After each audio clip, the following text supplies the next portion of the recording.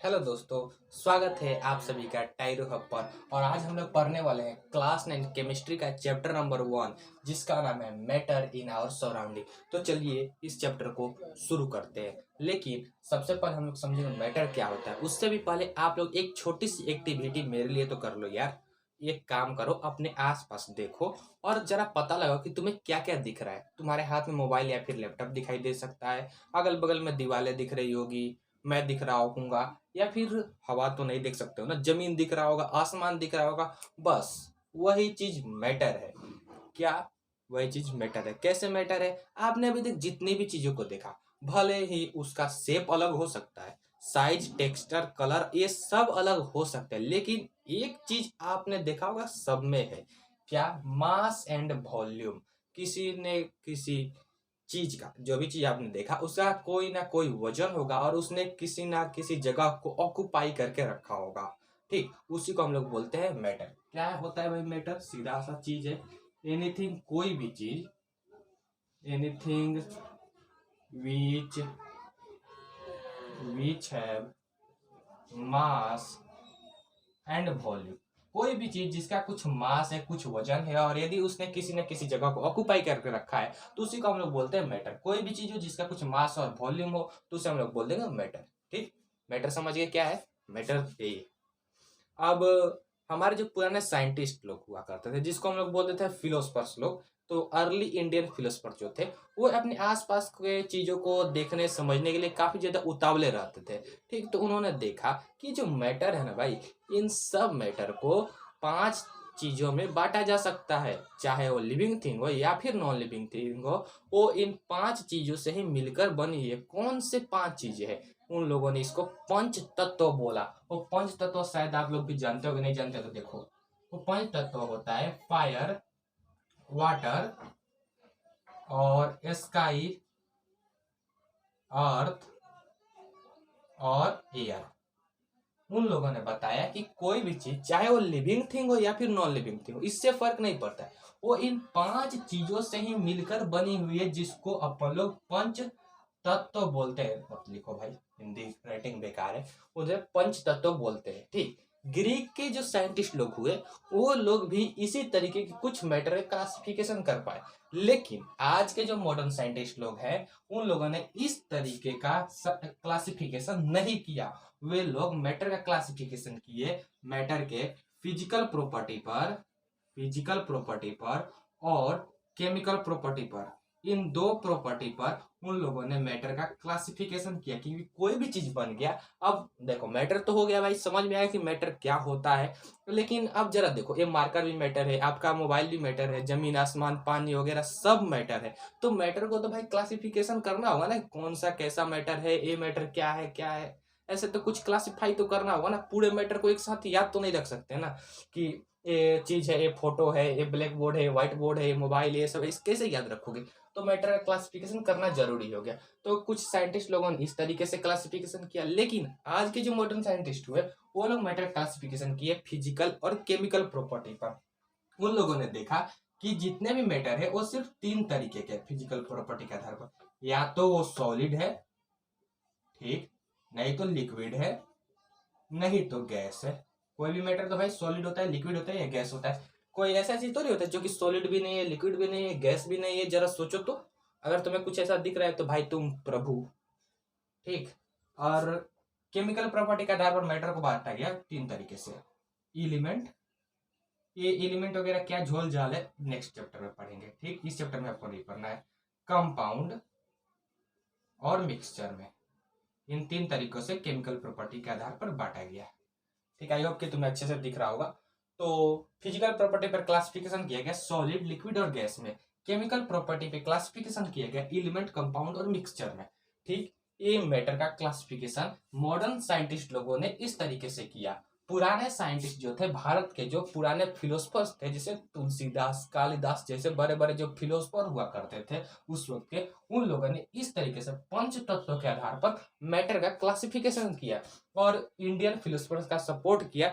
Greek ancient scientist ने, उन्होंने भी बताया कि हाँ, मैटर का क्लासिफिकेशन कुछ इसी तरीके से होता है। वो लोग भी जब क्लासिफिकेशन किए तो कुछ इस तरीके से ही रिजल्ट आया। लेकिन आज के जो मॉडर्न साइंटिस्ट हुए, उन लोगों ने इस तरीके से फिजिकल और केमिकल प्रॉपर्टी पर मैटर का क्लासिफिकेशन किया, जो कि हम लोग अब पढ़ेंगे। हम लोग इस चैप्टर में सिर्फ फिजिकल प्रॉपर्टी के बारे में जानेंगे। दूसरे चैप्टर में ये आपका जो है ना, is matter around us pure, उसमें हम लोग केमिकल प्रॉपर्टी के बारे में पढ़ेंगे। ठीक, अब हम लोग क्या करते हैं कि फिजिकल प्रॉपर्टी को जानेंगे, लेकिन उससे पहले एक चीज हम लोगों को जानना चाहिए, क्या कि भाई ये जो मैटर है वो किन चीजों से बना हुआ रहता है, तब तो जानेंगे कि क्लासिफिकेशन के पहले मैटर के अंदर तो पूरा घुस जाओ। तो देखो, जो भी मैटर होता है वो दो चीजों से मिलकर बना हुआ होता है, या तो भाई वो एटम से बना होगा, एटम से, या फिर वो मॉलिक्यूल से बना होगा। अब बोलोगे कि भैया ये तुम क्या बता रहे हो, एटम और मॉलिक्यूल तो दिमाग में नहीं पड़े। ठीक है, नहीं पढ़ने दो, इसको तुम भूल जाओ। इस चीज को, कोई भी मैटर एटम और मॉलिक्यूल से बना हुआ रहता है, लेकिन तुम्हें अभी एटम और मॉलिक्यूल पता नहीं है, तो हम इन चीजों को पार्टिकल बोल देंगे। ठीक, कोई भी जो मैटर है वो पार्टिकल से मिलकर बना हुआ है, छोटे छोटे टुकड़े से मिलकर बना हुआ है, इतना याद रखो। ठीक, कोई भी मैटर पार्टिकल से मिलकर बना हुआ रहता है। और ये जो पार्टिकल्स हैं, इनके बारे में थोड़ा सा यदि आप जान लेते हो तो मैटर के बारे में समझ जाओगे। अगर कोई घर है, उसके नींव के बारे में आप समझ जाते हो कि भाई ये नींव इतना ज्यादा मजबूत है, तो आपको अंदाजा लग जाएगा कि इसके ऊपर 20 मंजिला मकान बन सकता है। इसी तरीके से मैटर के पार्टिकल्स के बारे में जान जाओगे तो आप मैटर के बारे में बहुत ज्यादा चीजों को जान जाओगे। तो चलिए इसके पार्टिकल्स के बारे में जान लेते हैं। सबसे पहले हम लोग क्या जानते हैं कि जो मैटर है आर मेड अप ऑफ, जितने भी जो मैटर होते हैं वो पार्टिकल से बने हुए थे, वेरी स्मॉल पार्टिकल्स। जो मैटर्स होते हैं वो पार्टिकल से बने हुए रहते हैं, और जो पार्टिकल होते हैं बहुत ज्यादा छोटे होते हैं। ठीक, इस एक लाइन से आपको दो चीजें देखने को मिलती है। आपके बुक में अलग अलग लाइन होगा कि पहला होगा कि पार्टिकल से बने हुए होते हैं मैटर, और दूसरा होगा कि जो पार्टिकल होते हैं बहुत ज्यादा छोटे होते हैं। लेकिन एक लाइन में ही मैं तुम्हें दोनों समझा दूंगा। क्या होता है, मैटर जो होते हैं वो पार्टिकल से बने हुए होते हैं, ये तो तुम्हें समझ में आ रहा है, लेकिन ये पार्टिकल्स बहुत ज्यादा छोटे होते हैं। ये इतने ज्यादा छोटे होते हैं कि तुम इन्हें माइक्रोस्कोप से भी नहीं देख सकते हो। एक बूंद यदि हम लोग वाटर का ड्रॉप लेते हैं, एक बूंद यदि हम लोग पानी लेंगे, जो रेन ड्रॉप आता है ना, तो एक बूंद पानी में 10⁻21 वाटर के पार्टिकल्स होते हैं। इतने पार्टिकल्स 10⁻21, यानी कि 10 को 21 टाइम्स गुना करो, एक दो ऐसे ऐसे करके 21 जीरो बैठा दो, इतने वाटर के पार्टिकल्स मिलकर एक बूंद पानी बनाते हैं भाई साहब। याद रखियो कितने छोटे होते हैं। ठीक, और दूसरा क्या है कि जो मैटर के पार्टिकल्स होते हैं उनके बीच में कुछ दूरी होती है। क्या, particles have space between them. Matter के जो पार्टिकल्स होते हैं उनके बीच में कुछ दूरी होती है। नहीं आया समझ में? जो मैटर होते हैं, देखो जो भी पार्टिकल होगा, जो भी मैटर होगा वो पार्टिकल से बना हुआ रहेगा। वो उन पार्टिकल के बीच में कुछ ना कुछ दूरी होगी। जैसे कि एक यहाँ पे ग्लास है, इसमें पानी है, अब इन पानी के पार्टिकल्स के बीच में, वाटर के पार्टिकल में कुछ दूरी होगी। ठीक, अब बोलते हो कि नहीं भैया हम नहीं मानेंगे, नहीं होती दूरी वगैरह, कुछ नहीं होती है, आप ऐसे ही अफवाह फैला रहे हो। ठीक है भाई, तुम मत मान, एक काम कर, एक बोतल पानी ले जिसके आर पार तू देख सकता है, वैसा साफ सुथरा बोतल में, एक गंदा नाली वाली से नहीं उठा लेना कि चलो एक्टिविटी तो करना है, कचरे में से उठा लेते, ऐसा बोतल नहीं लेना।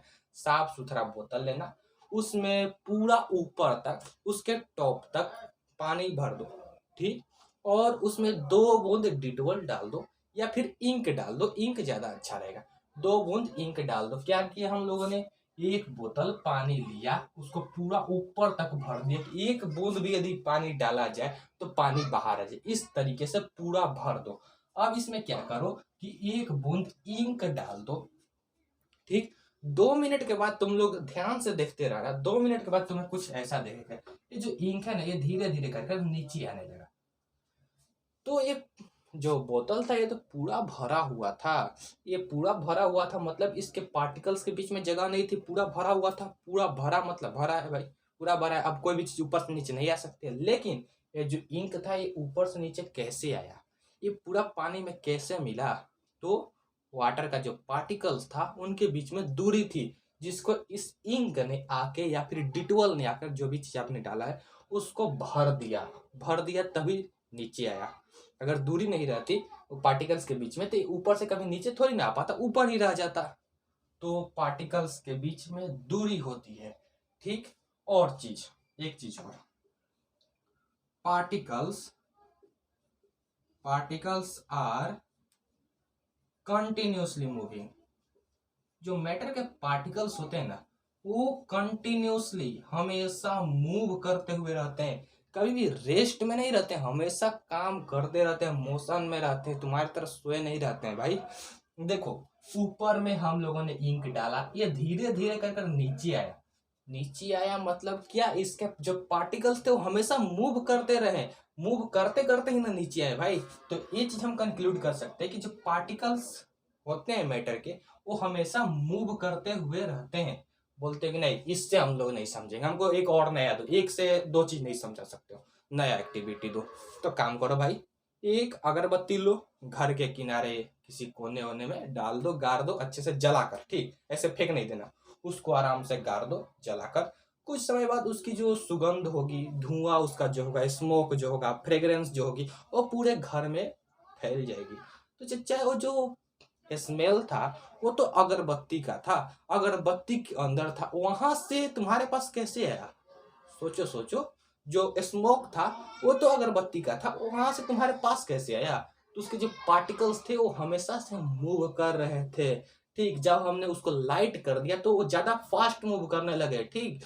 पहले भी मूव कर रहे थे लेकिन बहुत कम स्पीड से, अब हमने उसको लाइट कर दिया तो उस स्पीड में आने लगे। पार्टिकल मूव तो करते हैं ना, ठीक। तो आई थिंक ये भी तुम समझ गए होंगे। अब क्या है कि पार्टिकल्स अट्रैक्ट ईच अदर। इसके लिए तुम्हें कोई एक्टिविटी करने की जरूरत नहीं है, ठीक। एक काम करो, जरा अपना दिमाग को खोलो, ढक्कन को हटाओ दिमाग का और सोचो ध्यान से। अगर इसके जो पार्टिकल्स रहते हैं वो एक दूसरे को अपनी ओर ऐसे खींच कर बांध कर नहीं रखते तो क्या ये कभी मारकर बन पाता? ये बोर्ड के जो पार्टिकल्स एक दूसरे को ऐसे खींचे हुए नहीं रहते तो क्या ये बोर्ड कभी बन पाता? तुम्हारे सेल एक दूसरे सेल को ज्वाइंट नहीं किए हुए रहते, पकड़े नहीं रहते, अट्रैक्ट नहीं करते तो क्या कभी तुम्हारा शरीर बन पाता?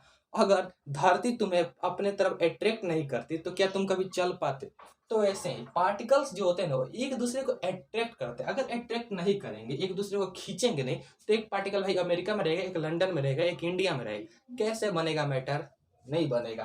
तो एक दूसरे को अट्रैक्ट करते हैं, ठीक। Particles of matter attract each other, ठीक। तो हम लोग क्या जाने, particles have space between them, और मैटर के जो पार्टिकल्स होते हैं उनके बीच में स्पेस होता है। आप लोग चाहो तो स्क्रीनशॉट ले लो। अपन 2 मिनट के लिए साइड हट गए हैं, चलो स्क्रीनशॉट ले लिए, चलो वेरी गुड। क्या समरी देख ले, क्या पार्टिकल्स के बीच में दूरी होती है, जिसको ये हम लोगों ने एक्टिविटीज समझा इंक वाला। पार्टिकल्स आर कंटिन्यूसली मूविंग, हमेशा मूव करते हुए रहते हैं। पार्टिकल्स अट्रैक्ट ईच अदर, एक दूसरे को अट्रैक्ट करते हैं, ये भी हमने तुम्हें समझा दिया। मैटर जो होता है वो बहुत छोटे छोटे पार्टिकल से मिलकर बना हुआ रहता है, जान गए तुम लोग। मैटर होता क्या है? कोई भी चीज जिसका कुछ मास है और कुछ वॉल्यूम है उसे हम लोग बोलते हैं मैटर, ये भी तुम समझ गए। तो अभी तक जितना तुम लोगों ने पढ़ा उसे बहुत अच्छे तरीके से तुम लोग समझ चुके हो। तो अब अपन करते हैं इसको क्या, इरेज, और कुछ और चीजों को लिखते हैं। और उस चीज का नाम क्या है जो हमने शुरू में बात की थी, क्या कि मैटर को फिजिकल प्रॉपर्टी के और केमिकल प्रॉपर्टी के आधार पर बांटा गया था। देखो, फिजिकल प्रॉपर्टी और केमिकल प्रॉपर्टी के आधार पर बांटा गया था। तो हम लोग इसमें सिर्फ फिजिकल प्रॉपर्टी के बारे में पढ़ेंगे, यानी कि सॉलिड, लिक्विड और गैस के बारे में पढ़ेंगे, किस तरीके से बांटा गया है। और जो सॉलिड होते हैं वो लिक्विड से कैसे अलग होते हैं, लिक्विड गैस से कैसे अलग होता है, गैस सॉलिड से कैसे अलग होता है, इन सब चीजों को जानेंगे, ठीक। तो नोट कर लिया तो अच्छा है, अभी अपन मिटा रहे हैं।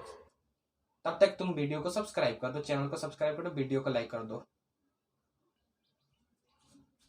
देखो भाई लोग, तुम्हारे लिए हमने कुछ बना रखा है, क्या, जो फिजिकल प्रॉपर्टी पर बांटा गया था मैटर को, सॉलिड, लिक्विड और गैस में, उनमें क्या अंतर होता है बस यही तुम्हें एग्जाम में तो नहीं लिखी भाई, जो सॉलिड होता है वो जो पत्थर होता है ना वो सॉलिड होता है, जो पानी पानी होता है वो लिक्विड होता है, जो सांस लेते हो जिसे देख नहीं रहे हो गैस होता है। ऐसे तो एग्जाम में बच्चों की तरह नहीं लिखोगे ना।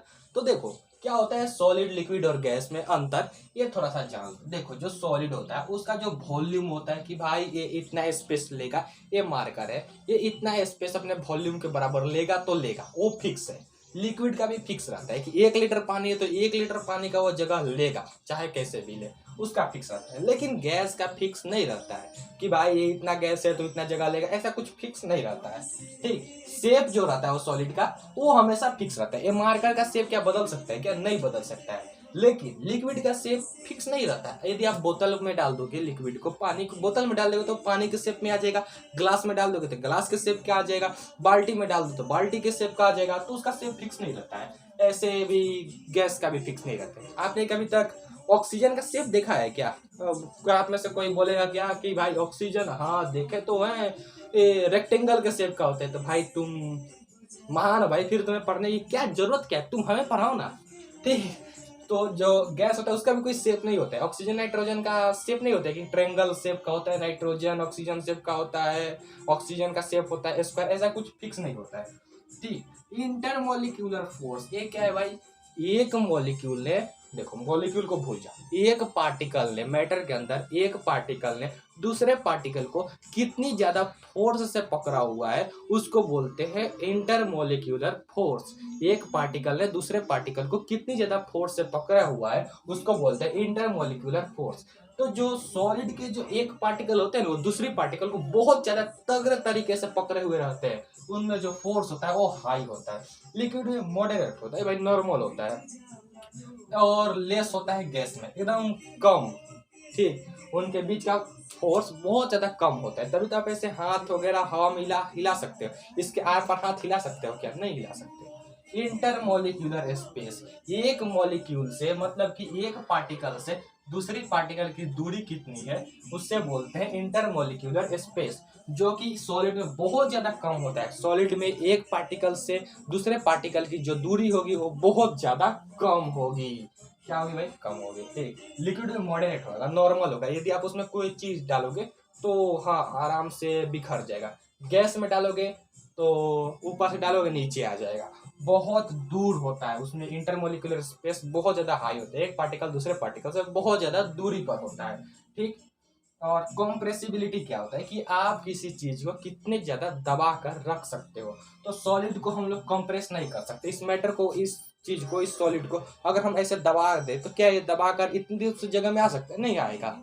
ठीक, और लिक्विड भी नहीं आएगा। 1 लीटर पानी है तो 1 लीटर का वो जगह लेगा, लेकिन गैस को नहीं। आप चाहो तो तुम लोग एक बड़ा सा बोतल में भी रख सकते हो, गैस को पूरा भर जाएगा बोतल गैस से, चाहो तो दबा कर भी रख सकते हो, तो गैस को कंप्रेस किया जा सकता है।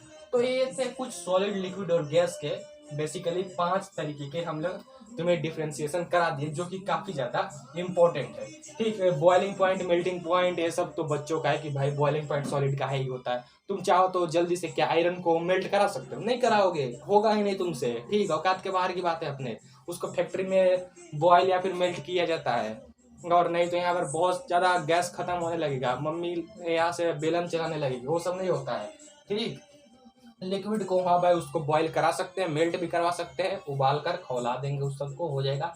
गैस को भी हम लोग कर सकते हैं, जो लिक्विड नाइट्रोजन होता है उसे बाहर में रख दोगे ना तो ऐसे ही वेपोराइज हो जाएगा, बहुत ज्यादा उसकी कम होती है मेल्टिंग पॉइंट और बॉइलिंग पॉइंट।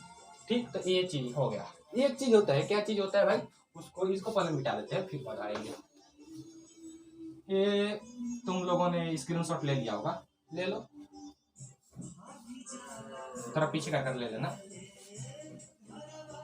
जब मैं बता रहा हूँ स्क्रीन शॉट की तो कोई खास जरूरत है नहीं, तुम लोग ऐसे ही समझ गए होंगे। नहीं समझे तो भाई कमेंट करो। एक चीज होती है क्या? डेंसिटी। डेंसिटी, डेंसिटी क्या होता है? जब किसी चीज की, जब भी तुम्हें डेंसिटी निकालने को कहा जाए किसी भी चीज का कि भाई इसकी डेंसिटी कितनी है, तो तुम लोग बेसिकली उसका मास पता करो कि वो भाई कितने केजी के है और उसने कितने जगह को ऑक्युपाई किया हुआ है। जैसे कि इस मार्कर के यदि हमें डेंसिटी निकालना है, अगर मुझे पता चलता है कि ये 2 kg का है तो फिर हमें ये पता करना होगा कि ये कितना वॉल्यूम को कवर किए हुआ है। जैसे कि ये 2 centimetre square, 2 centimetre cube, 2 metre cube, कितने ज्यादा वॉल्यूम को ये ऑक्यूपाई किया है। तो हमें देखने को मिलता है कि किसी यूनिट के कि यहाँ पर भी केजी नहीं लिखते, 2 यूनिट के, किसी भी यूनिट, कोई भी यूनिट हो सकता है, ग्राम, केजी, टन, कुछ भी हो सकता है, उतने को कवर किया हुआ, ठीक।